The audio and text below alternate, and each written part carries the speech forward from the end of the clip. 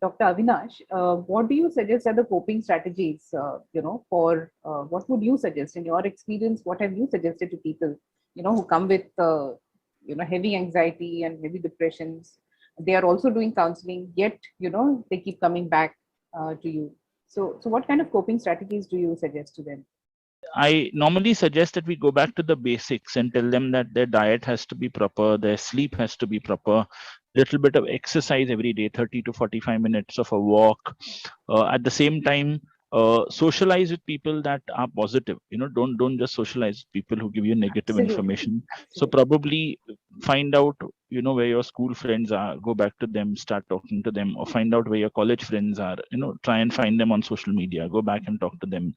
Right. Or and also probably even leave out uh exit WhatsApp groups that trouble you, exit groups that probably are propagating a lot of negative information. So that is something which I tell them even go through your Facebook, and if you feel there are people there who you don't need, Hmm. try and eliminate the negativity. That itself gives you a big positive feeling, because there are relatives who you don't like, but they're there with you on your.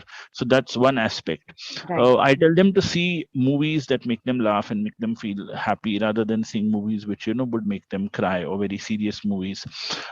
Plan an outing, maybe if not with the entire family, with one or two family members who they like the most. That's something which they could do. In a COVID period, of course, that's not possible. So I generally tell them to go up to the terrace of their building and take a walk, of course, with someone, because if they are suicidal, then we can't Yes. really probably ask them to do that. So that's something which I also suggest. And I tell them go for a drive daily if you can, if they can, probably manage that. So those are things which I suggest. Read positive books. I also tell them there's a lot of reading material available, even Mhm. online. But the thing is, you have to make sure that the source is authentic, and that That what is is right. being probably conveyed is proper. So that's something which I think is essential.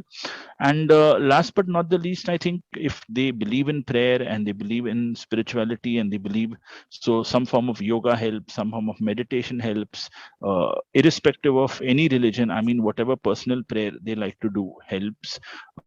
If they feel, even for that matter, sitting alone and thinking helps. Yes, sometimes positive affirmations help. So there are a lot of things that I tell them. I tell them to pick up a new hobby, listen to music. Sometimes some Hindi Bollywood songs can itself be inspiring, and pull them out of what Correct. they're feeling. So these kind of things. Correct. So I think it's also that, the gratitude and the journaling and things like that also are some of the things that, can help people.